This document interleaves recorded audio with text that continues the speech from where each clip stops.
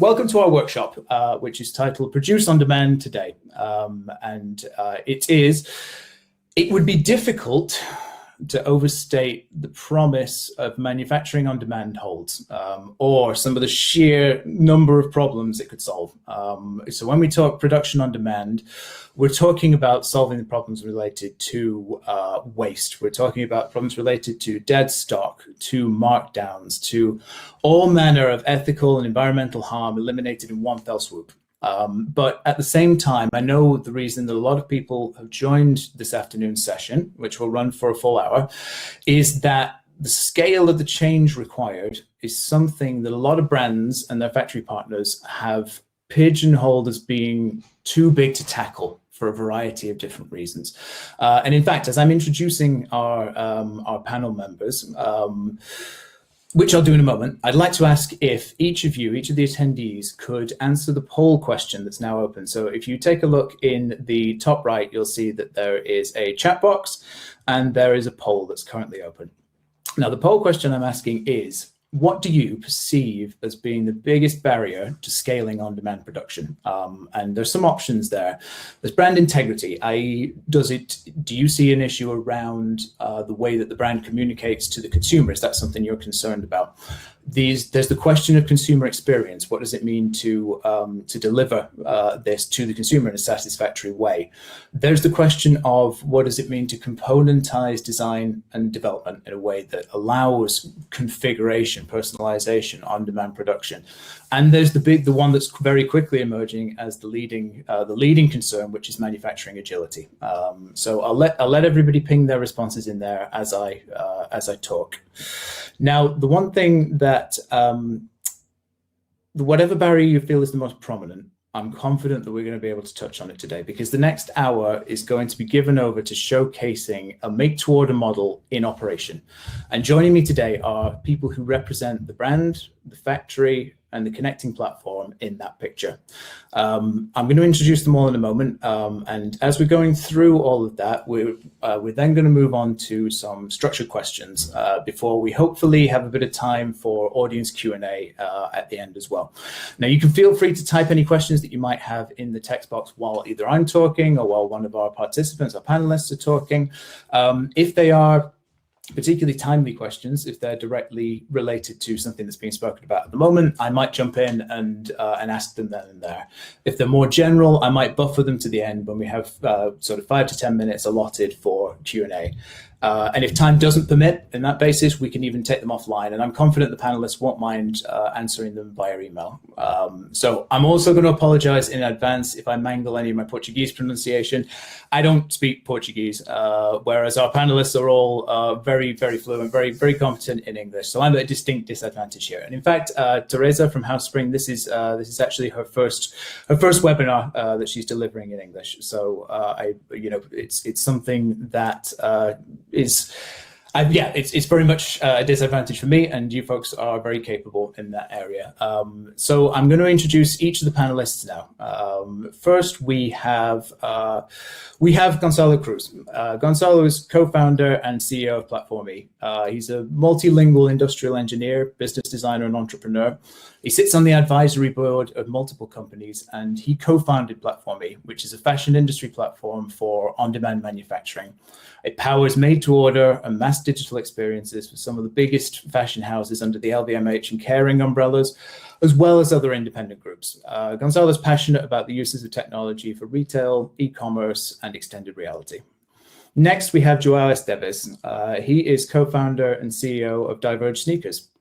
He has more than 20 years experience in the value chains of different industries, including toys, where he worked for Lego, food and beverage, and retail. João co-founded DiVERGE Sneakers in 2018, which offers premium, customizable sneakers made to order with a fully ethical and sustainable supply chain. And finally, we have Teresa Oliveira, who is co-founder and CEO of Houspring, who at the moment doesn't having some trouble seeing her webcam, but she is definitely with us. She was with us in preparation as well. Now, Teresa's been in the footwear industry for more than 2 decades, and she's built up a broad broad base of strategic and operational experience. Today, she's the CEO of Houspring, which is a producer of high-quality footwear for men, women, and children, located in, this will be my worst Portuguese pronunciation here, located in São João de Madeira.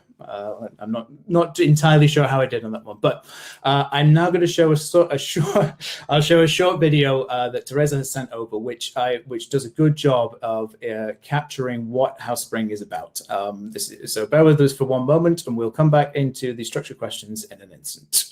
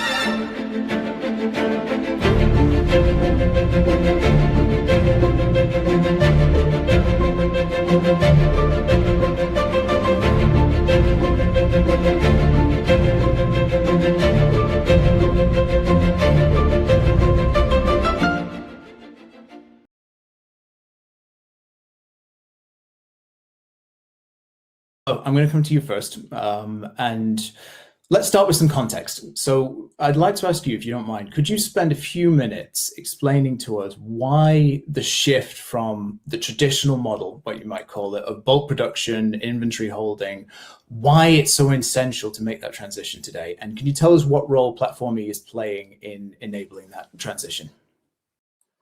Sure, with pleasure. And thanks, Ben, for having me. And hello, everyone.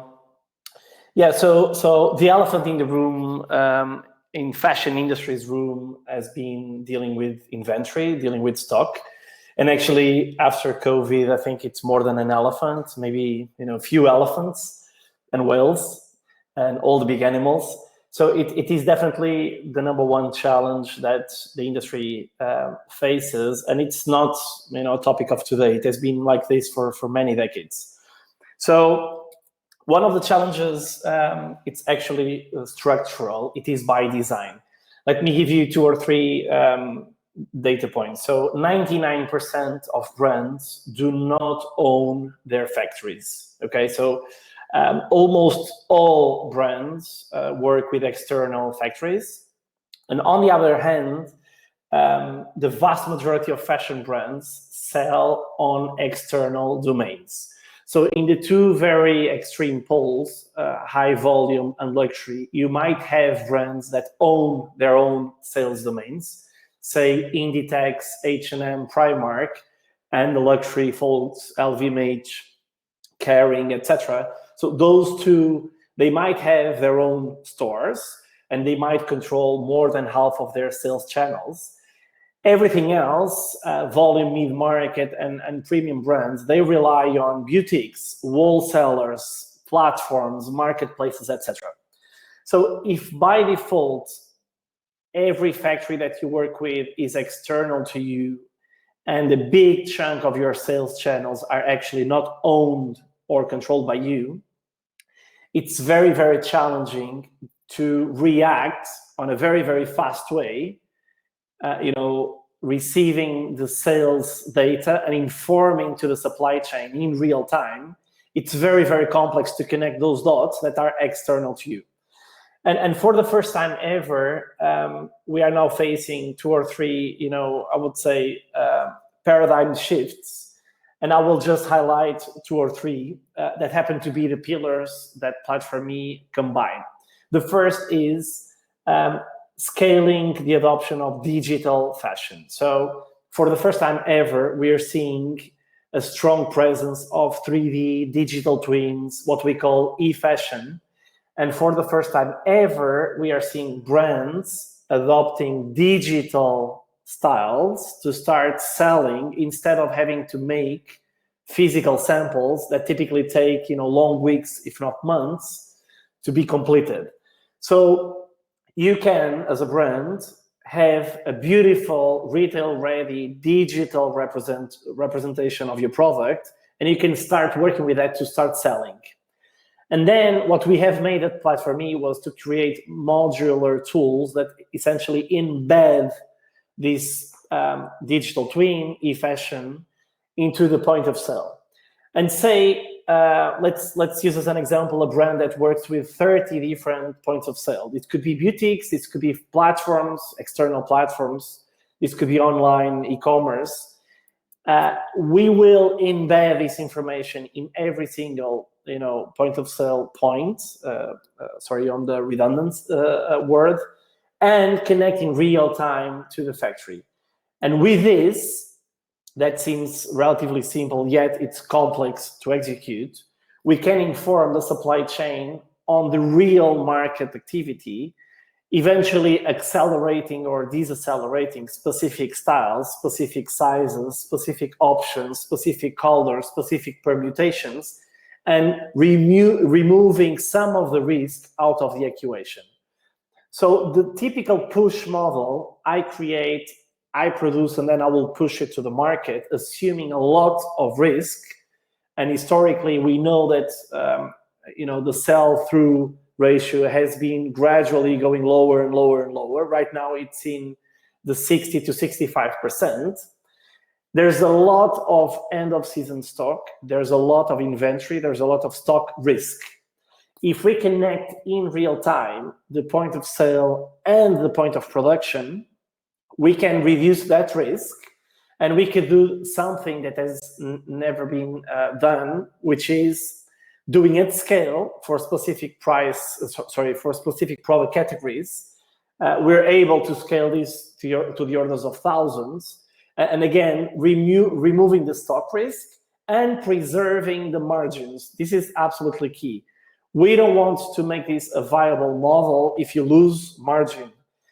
Viability means preserving or exceeding the margins, at the same time, preserving the scalability, and one of the most important things, having a more sustainable process in all senses, including less utilization of resources, human labor, materials, people's time, energy, you name it.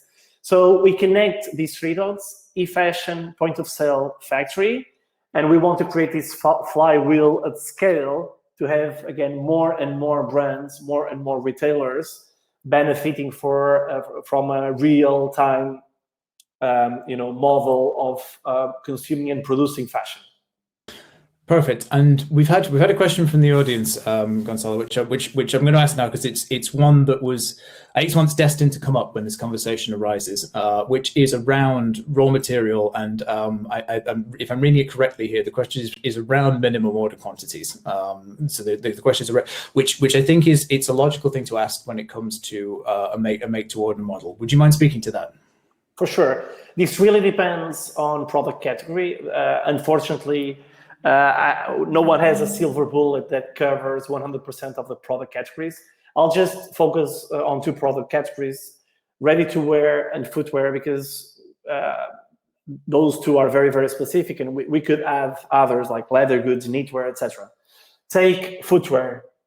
It is pretty much, I would say, utopian to think that you would open a mold to produce soles just to utilize that for one pair of shoes. So there is a scalability point where it makes sense to create a new sole. And typically, this is in the orders of a few hundreds. So you will invest on creating a specific new sole if you know that you will apply and adopt that specific sole for maybe 500, let's say 1,000 pairs. Obviously, you can utilize stock service if your factory partners or sub-suppliers, if they have already some specific soles as stock service, you can leverage on that and start to launch something with no minimums. But it is an example where you do need to have minimums of raw materials, in this case, an important component, which would be, let's say, a rubber sole. as an example. Let's go now to the ready-to-wear part. With ready-to-wear and on the more commercial styles, let's say t-shirts, hoodies, sweatshirts, it's very, very common to have service stock for the vast majority of common materials, say 100% cotton, 50% organic cotton, etc. So you need to be smart and play around the raw materials that are more common, either in the factories or their suppliers. And I can tell you that the vast majority of suppliers, they have stock services for the most common materials, simply because everyone utilizes those materials. And then if you need to dye specific colors, again, you don't open a process of dyeing a raw material for less than X amount of meters, if you're in Europe, or other metrics. But even here, we can be smart and utilize sample dyeing rooms, which could be for as little as 25 t-shirts, or the material to produce 25 t-shirts or 20 hoodies. So the minimums have nothing to do with the orders of hundreds or thousands, as I'm seeing here in the chat, 500 minimum quantity. It really depends case by case. But what we have seen is if you utilize raw materials, again, fabric, that is relatively common, the minimum can be 1 order or 5 orders. So it can go really, really low. In any case, it's always better to utilize raw materials, so not holding finished goods, because your risk will be reduced perhaps from 5 to 1. You can actually afford to have fabric that was not utilized, because you can repurpose that and you can utilize for future collections or drops. Whilst if you produce finished goods, if you don't sell that, it will be heavily depreciated. And obviously it belongs to a previous collection, to an old season, let's say. So it's always better to risk raw materials rather than finished goods. So this is typically viable, and again, without taking too much time, it can be as low as a few units or dozens. It doesn't need to be hundreds or thousands, that's for sure. That's great. And I think, if we have time, we'll circle back to some of the, the questions around the dyeing and things like that when it comes to material sourcing. But Joao, I'm keen to come to you here and say, taking account of the context that Gonzalo's just shared, explain to us a little bit about why you chose to build a brand on some of those principles when you started DiVERGE a couple of years ago, which does custom products co-created with consumers, high quality with a 2-week turnaround. A lot of that kind of runs counter to what the fashion industry believes customers want, which is instant gratification, huge variety, and the brand always being able to dictate to the consumer what they want. So if you don't mind, explain to us a little bit about why, what drove you to start DiVERGE, and have you found any of those assumptions to be incorrect? Thank you for the opportunity to be here. Basically, we're leveraging part of what we said from the get-go. When we first started to think about DiVERGE, we always set out to try and be, of course, in a very small scale at start, but an agent of disruption. Ultimately, we saw 2 main vectors to act upon. The first goes hand in hand with what you just mentioned, changing the way the fashion industry traditionally operates, which is top-down. Basically deciding, of course, based on research, on historical data, deciding what we have available. And of course, there's a huge variety nowadays, but it's still made out of assumptions, made out of trends, made out of past historical figures. We thought that there was an opportunity, and we thought that the promise of customization, which started to be in our vocabulary maybe like 2 decades ago, we felt that it never got to the fruition that it should be. And therefore, we thought that there was an opportunity, now that sneakers were an everyday item for a wide range of customers, an opportunity to create a brand that put the preferences of our customers front and center. We thought that no one can be more accurate in the final product than the customer itself. So we definitely wanted to be bottom-up brand. And from a, let's say, a marketing and a strategic positioning point of view, that's what we aim to do. We wanted to turn upside down what the fashion industry was all about. And of course, you can argue that there are brands in different categories that have played with customization. What I would counter argue is that there's not a lot of brands that only do this. We don't produce to stock. We don't have any wholesale business. Even when we have inspirations on being shown in our website, all of those sneakers are to be handcrafted after the order arrives. So we don't carry any sort of stock. And in that sense, we wanted to be from the get-go a quite different brand. That's from a, let's say, a market perspective. The other vector, I mentioned two vectors. The other one was, we also believe that the industry is leveraging an old paradigm, paradigm that is not sustainable, that is not aware or as aware as it should be of the environmental and social costs it produces. So we wanted to make sure that we could show our customers and show our potential fans that there's another way to do things. There's a way that we only produce what we sell. There's a way to work with partners that have ethical working practices. There's a way to try and not save too much in the quality of materials that is used, even though that means that we'll sell less in the long term because your sneakers will last longer.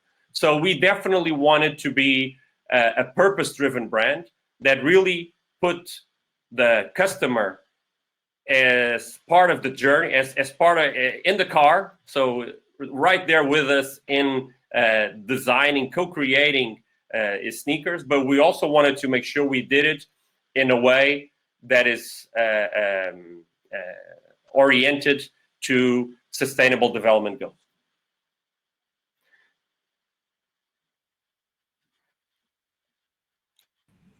We only seem to have we seem to have hit a bandwidth. We lost you there.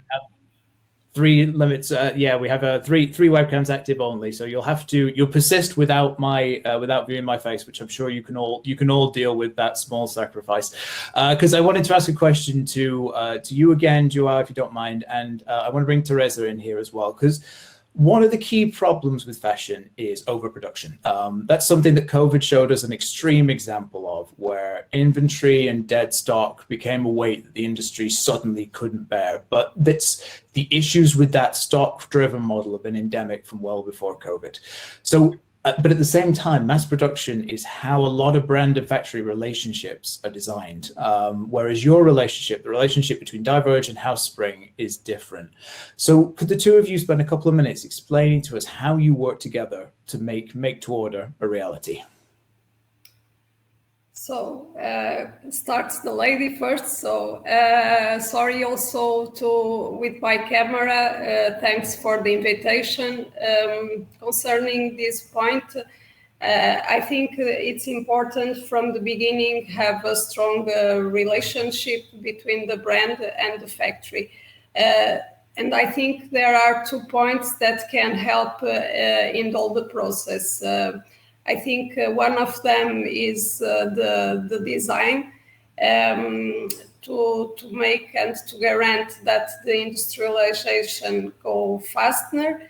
And we are creating also and preparing a library of materials that allows all the brands to use the same platform in order to use some materials that can be common, and we can have products that are also sustainable and innovative.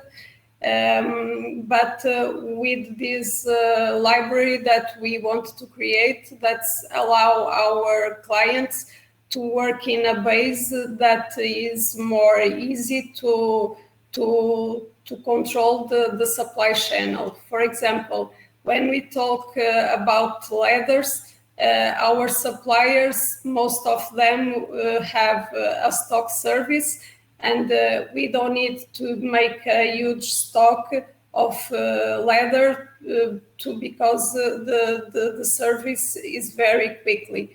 And I think the most important is define all the materials since the beginning and choose the best partners to be with good capacity to make faster the orders.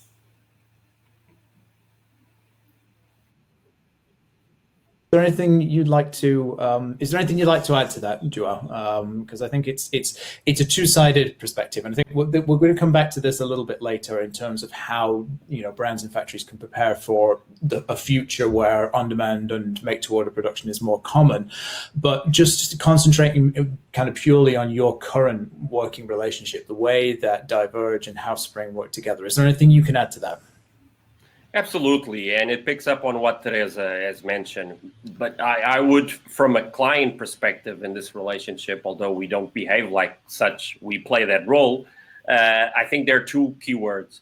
One of them is communication, the other one is flexibility.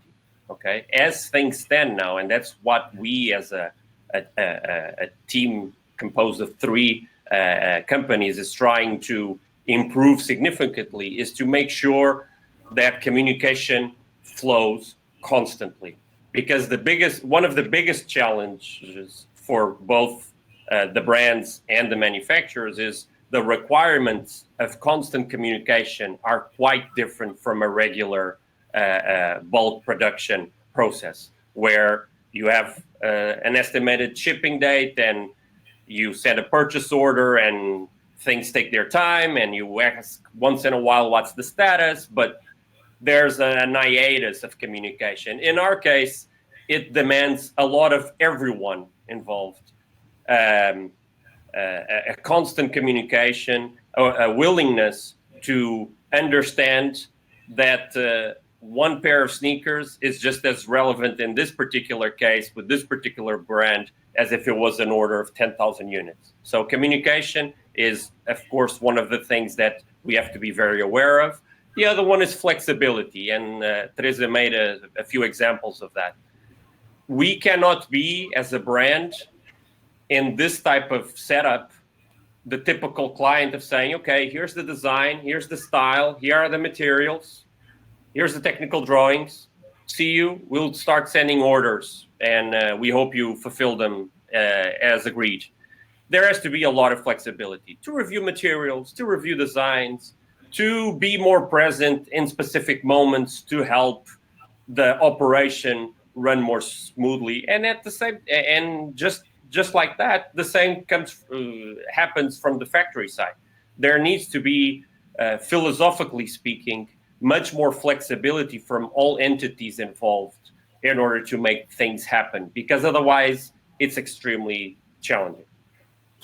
Perfect. Thank you. Thanks for that, Joao. Teresa, I'm going to come back to you for a second. So as a producer, Teresa, you've taken kind of a conscious risk in adopting an on-demand model. So when we spoke before the session, you explained to me that Houspring has a long history. You've been in operation for a while in higher volume production prior to this.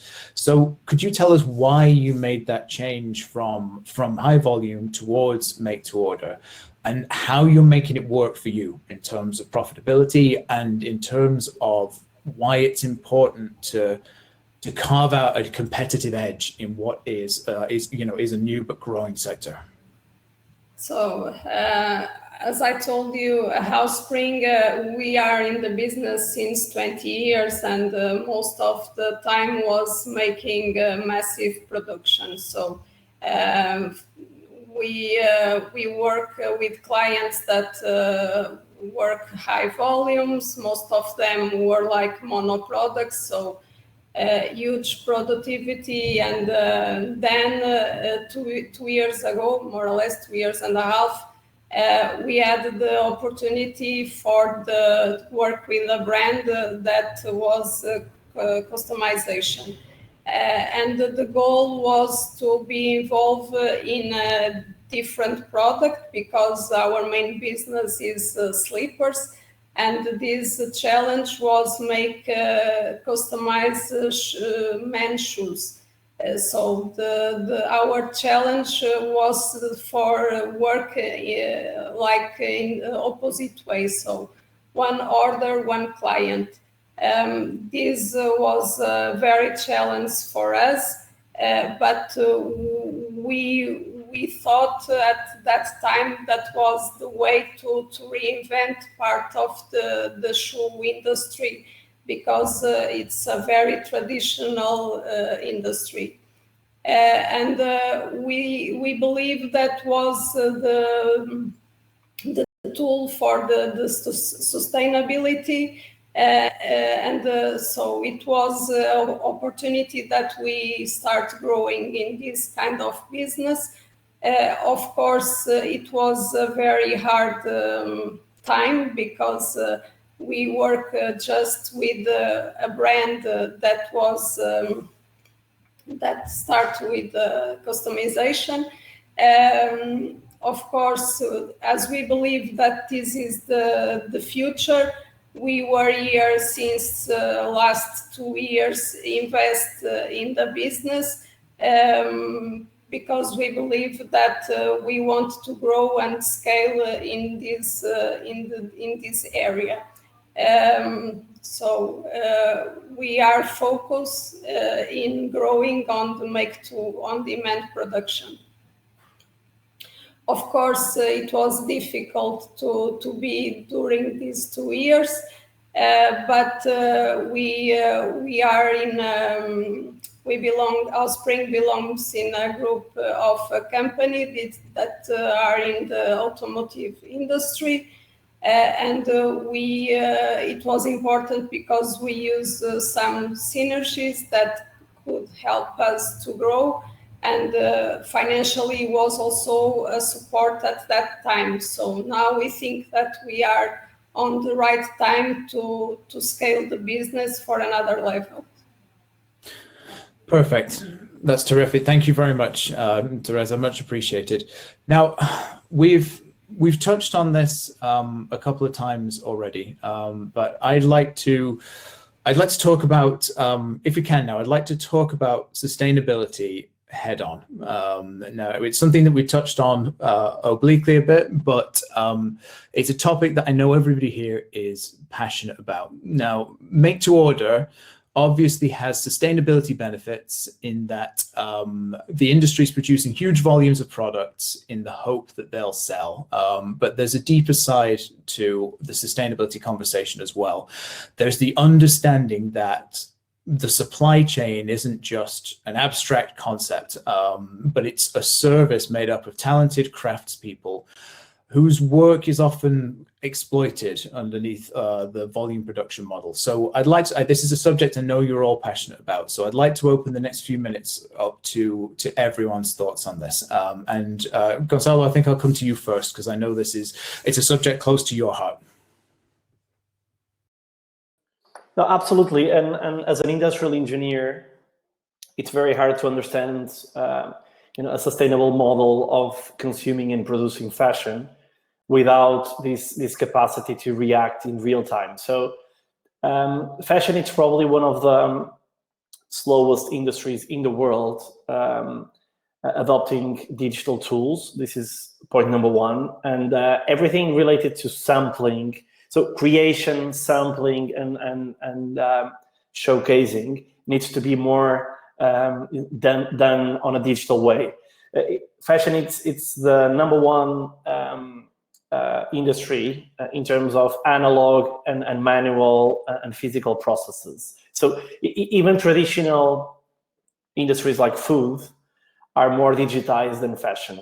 And we will see in the next years, maybe decades, an incredible shift towards more digitized processes. And again, creating, sampling, and showcasing more and more digitally.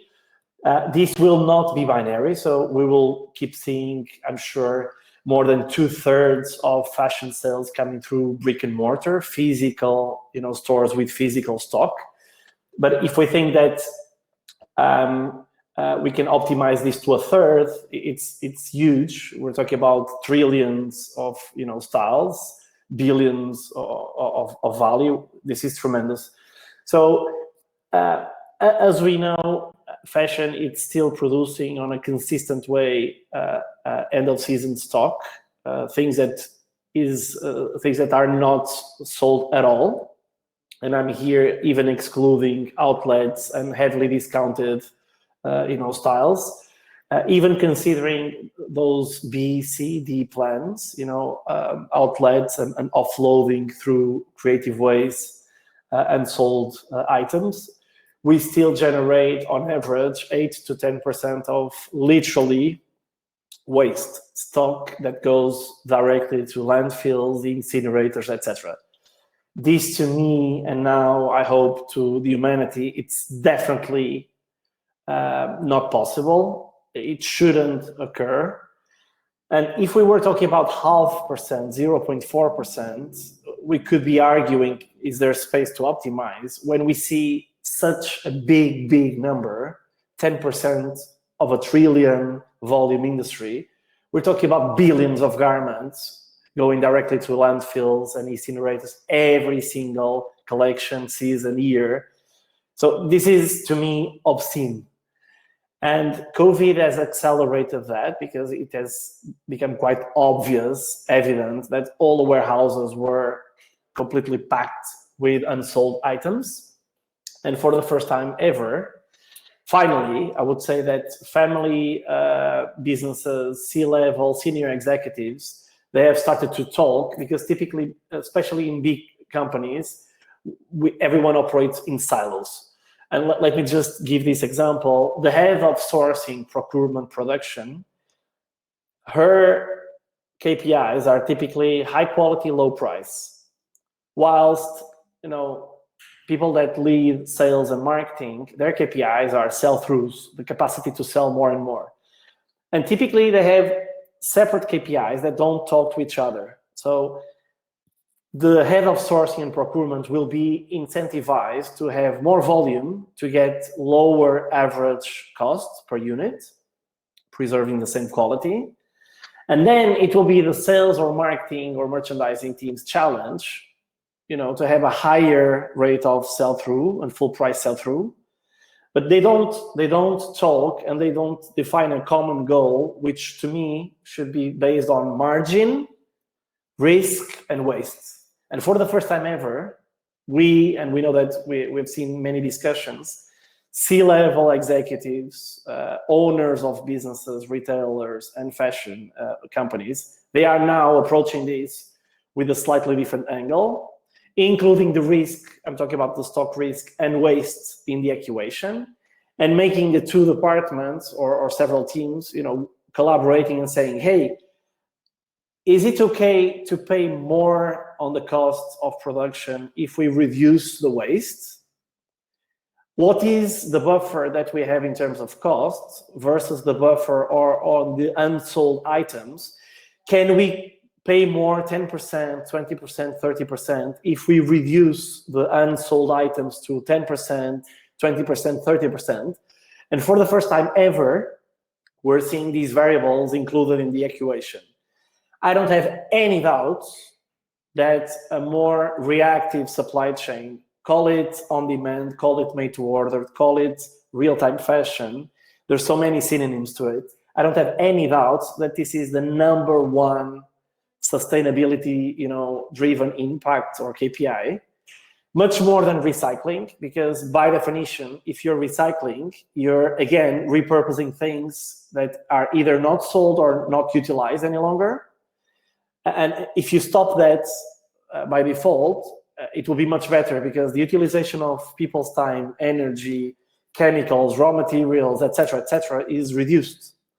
So producing, and again, in special styles, on demand, reacting to the market, it's now viable. And here we have Houspring and DiVERGE as perhaps good examples that might be small. We're not talking about billions of volumes as a volume, but we can confidently say, because we work with more than 50 factories, not just with Houspring, that this is absolutely scalable.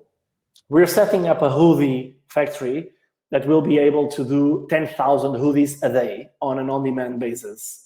So it's still very early days. We assume that. I still believe that this is not binary, all or nothing. So this will be feasible on a first, I would say, instance for special categories, not for every single fashion category. But let's start and let's have this common purpose of being more sustainable whilst preserving margins and being financially viable. Because if it's not financially viable, sustainability will come as a second or third KPI. And it needs to be viable. Brands will make money, retailers will make money, factories will make money. I don't have any doubts. And we can have the best of both worlds if we think on a better trade-off, a better balance of all the variables in the equation. That's great. Thank you very much, Gonzalo. I think I'm going to try and bridge two questions here because I'm aware of time. Joao, is there anything that you want to add to the scalability topic that Gonzalo just brought up there? Because I'm keen that we support the ethical and the environmental side of this conversation with that practical commercial side. And as we know from the poll responses, people are concerned about the scalability of this. So is there anything you want to add that could really demonstrate or really address that concern that make to order is not a model that can scale? Or fantastic solutions, I would say that it's not as we feel, not that different than just preparing supply chain altogether to scale normally. The only difference is it takes a longer time to establish a relationship and to make a relationship grow. So you have to have a larger time frame to keep it expanding, either with current partners or with increasing the network of partners you work with. It just requires more preparation. Then, of course, and I'm seeing here in the chat some issues about materials, so on and so forth. Ultimately, it's much more about finding like-minded partners that want to do this journey with you, and that's probably the scarcest resource currently available, than necessarily having a difficulty in scaling it. The more people that convert to what we're preaching, the easier it will be for any brand to scale within the made-to-order aspect of things. Perfect. Thank you very much, Joao. Gonzalo, now we're talking a lot about the moving pieces of the on-demand model here. We're talking a lot about the brand, the factory interaction, and there's some questions I'm hoping we get a chance to come back to at the end. I'd like it if you wouldn't mind spending a couple of minutes talking about how those pieces fit together in terms of at a platform level and in terms of the data that needs to flow in order for this sort of model to operate. So by default, you need to have hyper connectivity. And again, on the usual status quo, brands typically work in advance. So when they create a collection, they will probably work 1 year in advance prior than launching that same collection in the market. And this requires a fundamental paradigm shift. So you are working effectively in real time, meaning obviously you will create that specific product and you will do all the viability tests. Is it feasible? Are your costs and margins okay, etc. Yet when you launch it to the market, you and the factory need to be as interested as connected as again the brand owner. So one very important thing is to see manufacturers as partners and not as suppliers. And by the way, in pretty much every single other industry, this has happened exactly in the same way. If you think about electronics, consumer goods, cars, mobile phones, etc., typically the industry establishes long cycles of partnership from at least 5 to 7 years, and in some cases, like in the car industry, from 7 to 12 years. Fashion, it's one of the very few industries at scale that typically operates on drops, collections, seasons, not on a pluri-annual partnership. And if you don't see your supplier as a partner, this will never, never work. I can tell you, and it is as open and candid as that. If and once you are able to connect your point of sale with your manufacturing partners, it will be much easier than to tune the frequency of that communication to the real pace that the market is demanding.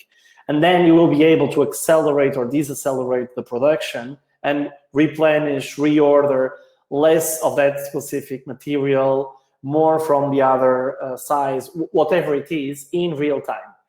At PlatformE, what we have done is to create the minimum viable platform of communication, so we can really connect as many points of sales to as many factories.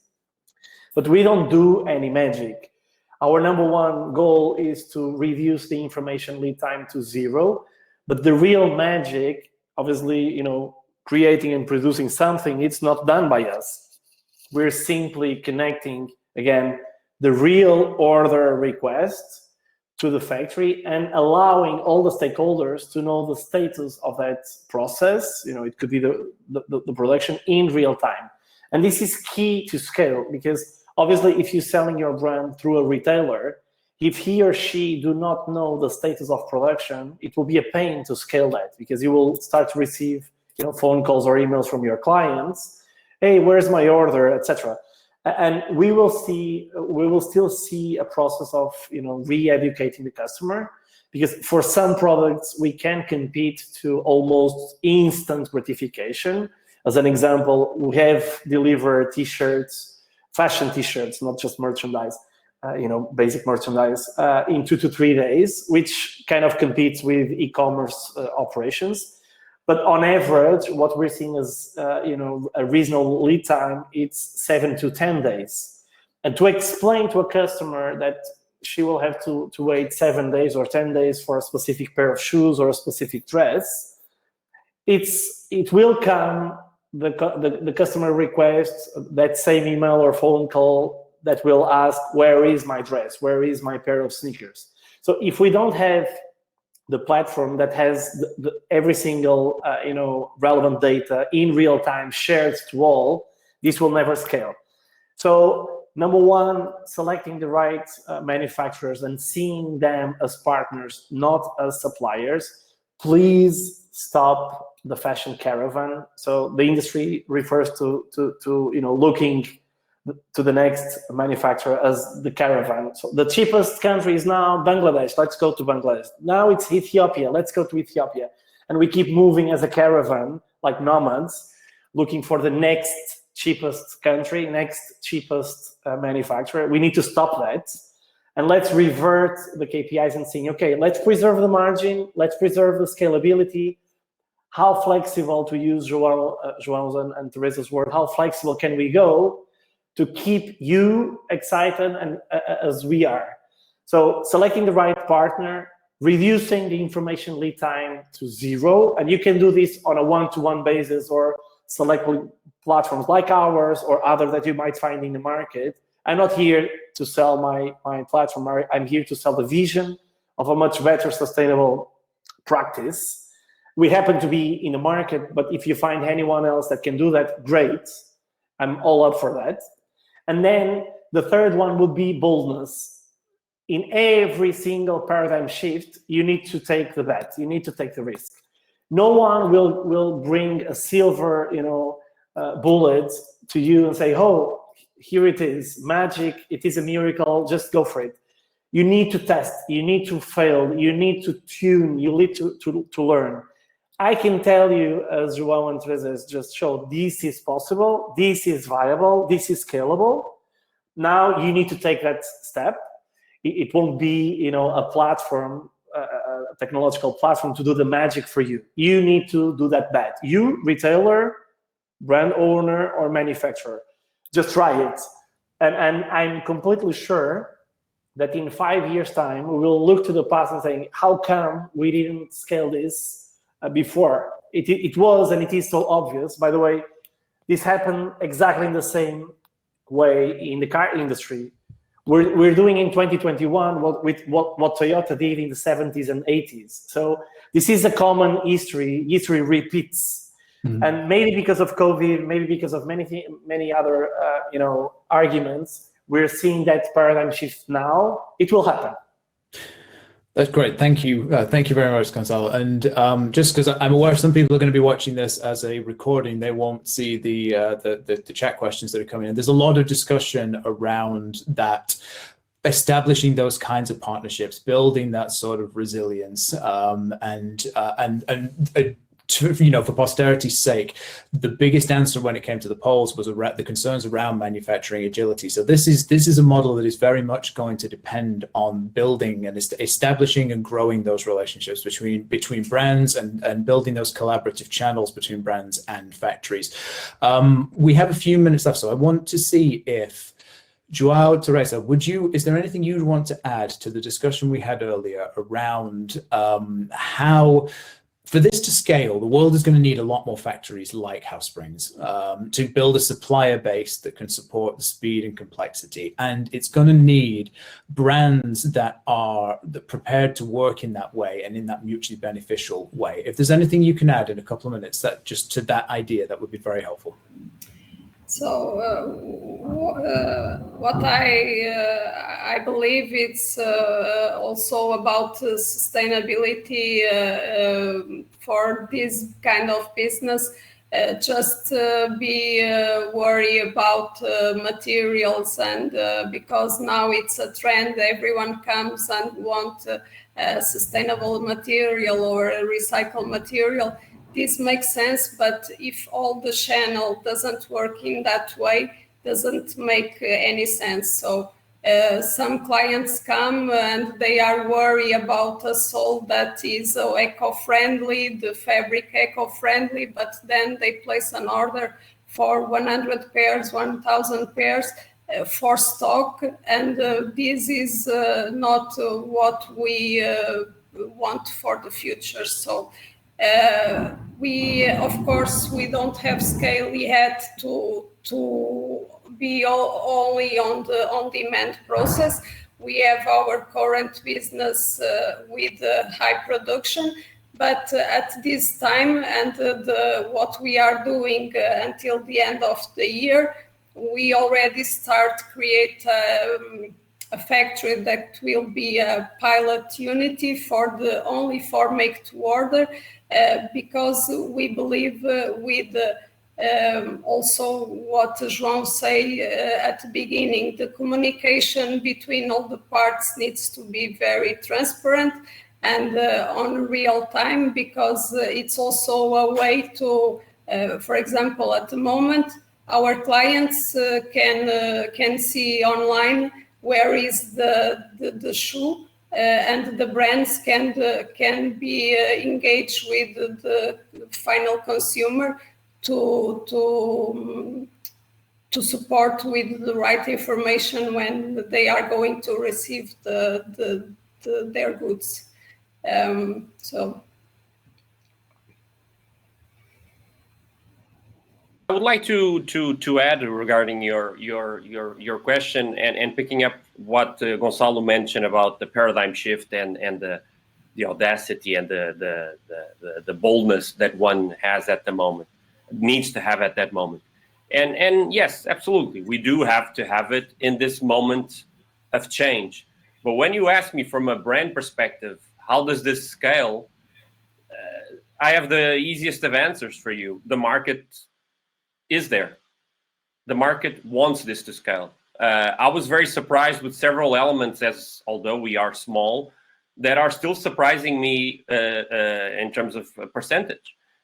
We have 2/3 of our customers fully customizing their sneakers. That's way higher than what we expected to do, not because we don't think the market was there, but we thought that people might feel a bit challenged by the chance of creating their sneakers, and therefore wanted to pick up something that is pre-designed, that they can just give a twist on. And it turns out that we have like 2/3 of our customers designing them from scratch. That's a huge indicator. And the other one is even things like we talked about, the waiting time and the instant versus the instant gratification. Already now, that when we first discussed the project, that was really a pain point. We thought, okay, this is going to hurt us. This is really going to hurt us. People will not be willing to wait. But I can tell you that although that's not been an issue, even for those people that are distracted in the purchasing moment and only later on understand that it's going to take a few weeks, they don't mind, because it's part of the experience of having something made with high quality and custom made. And so therefore, I think what gives me as a brand more confidence going forward is that every day that passes, I see consumers, clients wanting this more and more and more. And I think ultimately that's always the driving force of any evolution.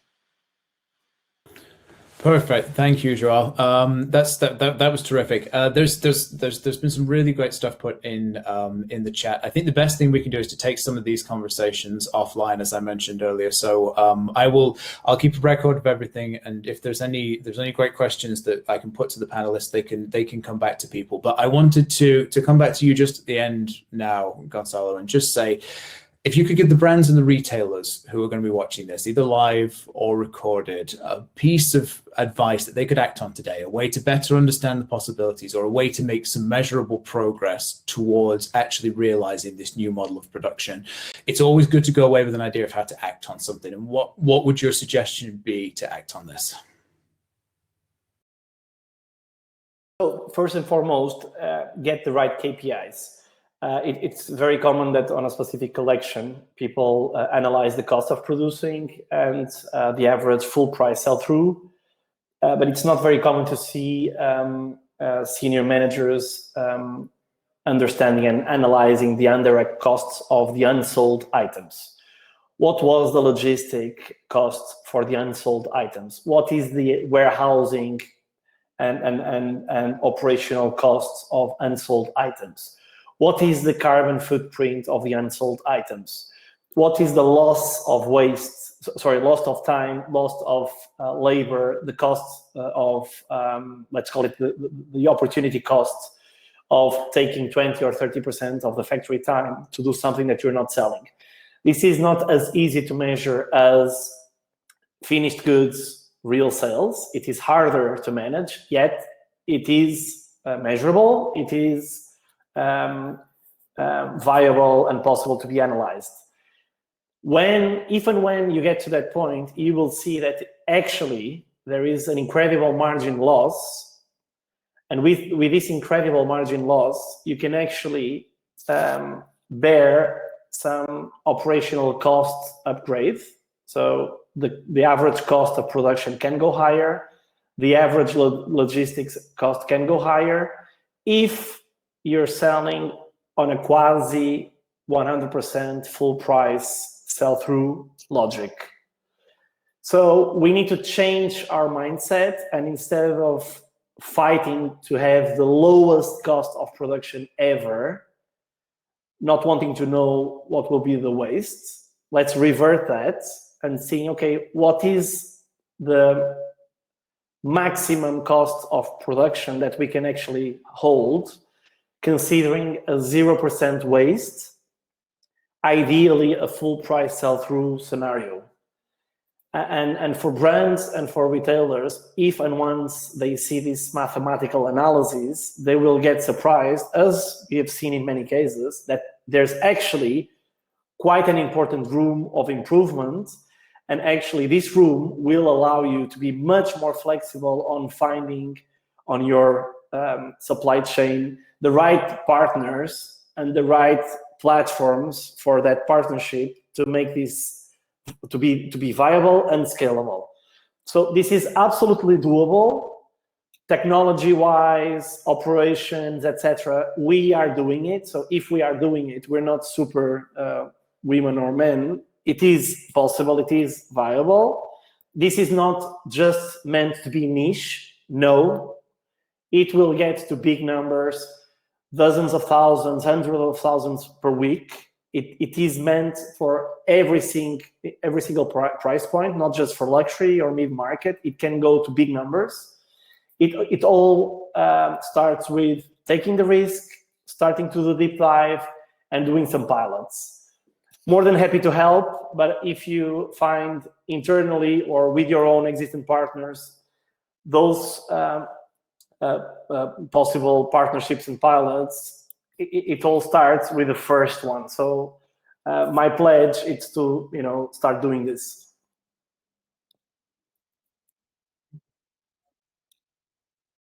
Shoring, which is that's another one thing we haven't acknowledged actually, is you folks are all in Portugal, obviously. So there's the question of what this means for reshoring, nearshoring of production. We still have quite a few folks who are with us. So I know we're over time, but I think that's one thing it would potentially be important to talk about, would be the geographical side of this and what the implications it has for that.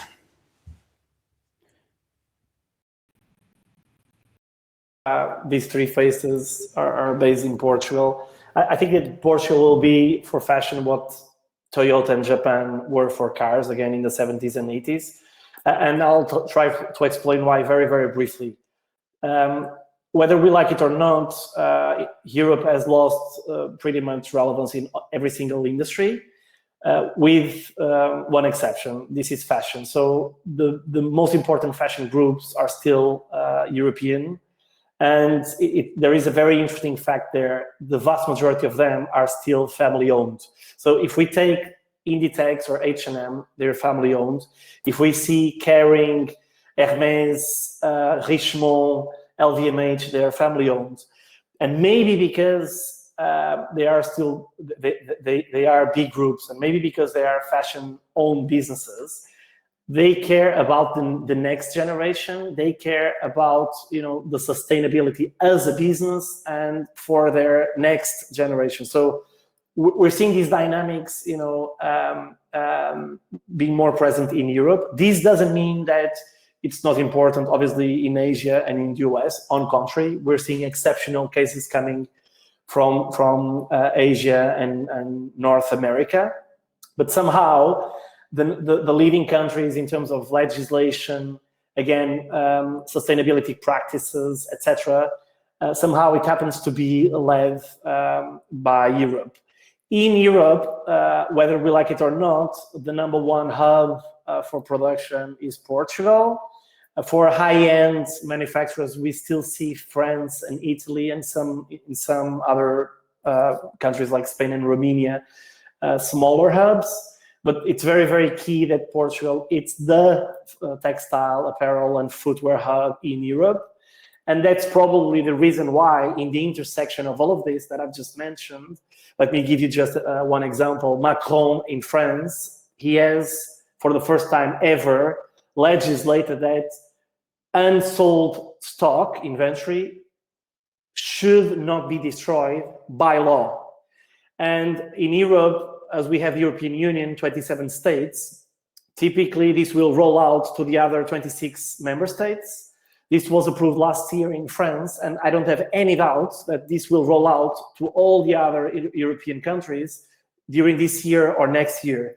This means that if you cannot afford to destroy unsold items, and if sooner or later it is simply ethically not right to send containers to Africa or to South America or to other countries that are perhaps less developed, it's simply ethically not correct, because you're actually destroying their economies. They will never have a fashion economy there if you're just dumping and offloading stock. You need to rethink the full thing from scratch. So if by law you will be stopping waste destruction and stock destruction, you need to redesign the full process to have less and less and less end of season stock. And maybe this is why Europe seems to be leading in this space. But to be honest, this will be a global movement. It will not be a regional movement. Without going too granular, obviously we're seeing a local to local approach because of the commercial war, because of the oil price and logistics price in general going higher again. For many, many reasons, the local to local practice seems to be more sustainable in all senses, also on the carbon footprint and emission. So we don't have any doubts on the reindustrialization momentum. We will see more and more factories re-emerging from the ashes locally, and this could be Canada or Eastern Europe. We will be seeing that, but that will take time. So what are we doing for the next 2 to 5 years? We need to work with the existent networks of factories, with the existent hubs. And again, this might be one of the answers why we're seeing some of that coming out of Portugal and Europe. I don't know, just a take and a very personal, subjective note on that. Thank you very much, Gonzalo. I mean, we're definitely over time. We still have people who are here. So if so, Joao, Teresa, if there's anything you want to say to bring us to a close, anything you'd like to add to that, that would be terrific. But from my point of view, it's been fantastic getting this perspective on it. It's been great seeing the audience so engaged. It's clearly a subject that resonates with a lot of people. I apologize for the technical issues, but I figured it was best to take them on myself so you guys can you can stay engaged with our excellent speakers. So if there's anything you'd like to add, then that would be terrific. Otherwise, from me, it's a thank you for your participation, everybody, and it's a thank you to all the attendees as well.